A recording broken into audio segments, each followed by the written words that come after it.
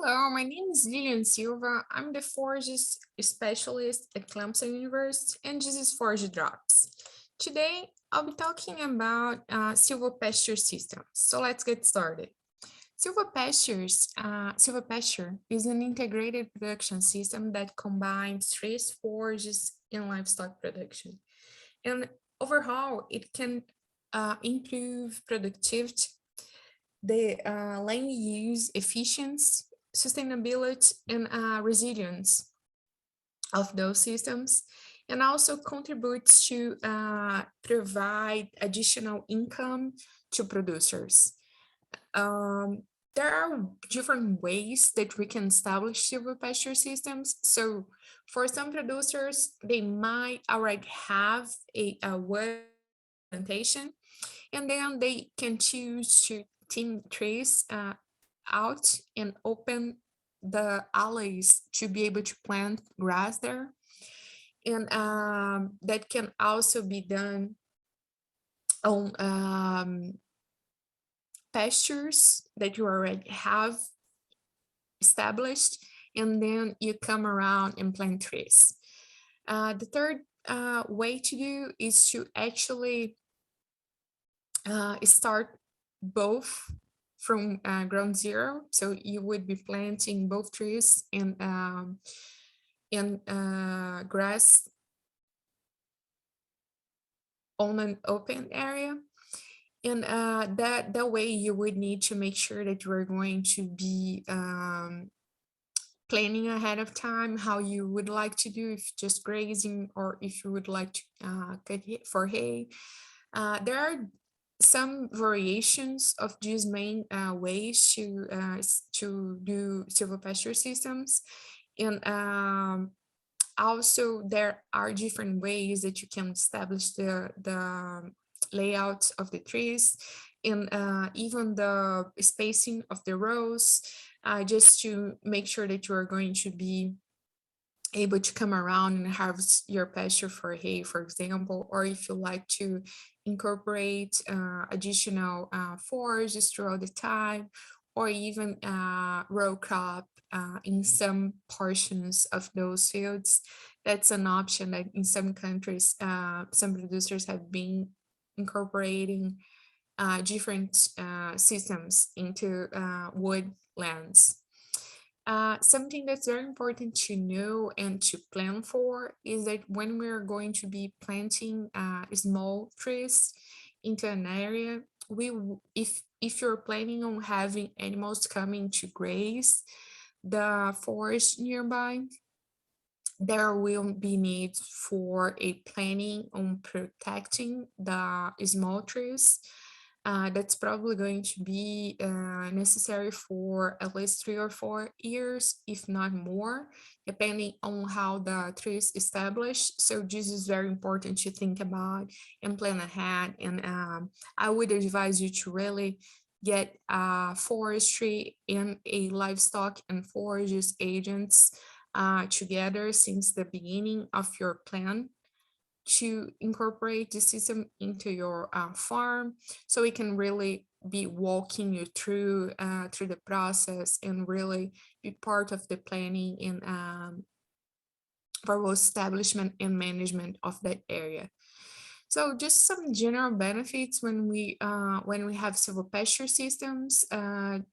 If we have the animals grazing, they will be helping on the soil nutrient cycling and conservation aspects, just because they are able to return most of the nutrients that they consume. They return back to the system through feces and urine. And then we are also able to through grazing, through that management of the forage growing there, we are going to be optimizing not only the biodiversity, but also the shelter and the habitat for wildlife, for quails, for example. We can also be working on increasing the efficiency of use of some resources, for example, water, light, nutrients. It does increase animal welfare, because one of the major challenges that we have throughout the Southeast region is really the high temperatures during summer. So this way we would be providing some additional shade through the tree canopy there. And then we can have we can improve mitigation of greenhouse gases and improve the carbon sequestration in the soil as well. This system provides a opportunity for producers to have additional income yearly or every cycle of the livestock that they are going to be selling from that place. They would be able to bring some income throughout the years, and not only when they harvest that wood for as production there.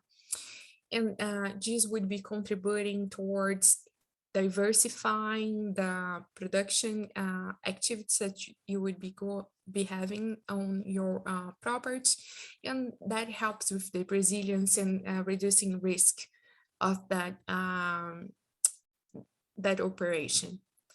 Then we on research on previous studies, some authors found that they were actually able to have similar weight gains under these systems compared to the traditional open pastures that we often use.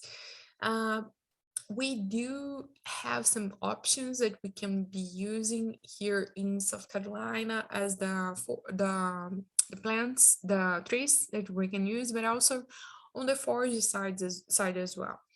So generally, the recommendation for the majority of our state would be to use some species that are going to be more tolerant to the pH that that system might be looking at, which would hopefully be around 6 or close to 6, and then which will require really to be on top of Lyme applications and really trying to stabilize that pH and keep the pH around 6. But also for some portions of our state, we can be using Bahia grass. There are other options, but I think we should discuss for those that are interested, we should be discussing the other options on a needs base and really considering the environmental aspects where you are located at. With this, I conclude what I had for today. I really appreciate you watching this video. These are the QR codes for my Forage Drops Facebook page and the YouTube page. If you'd like, I have more videos available here. Feel free to really check them out. Thank you so much for watching this, and have a great day. See you next week.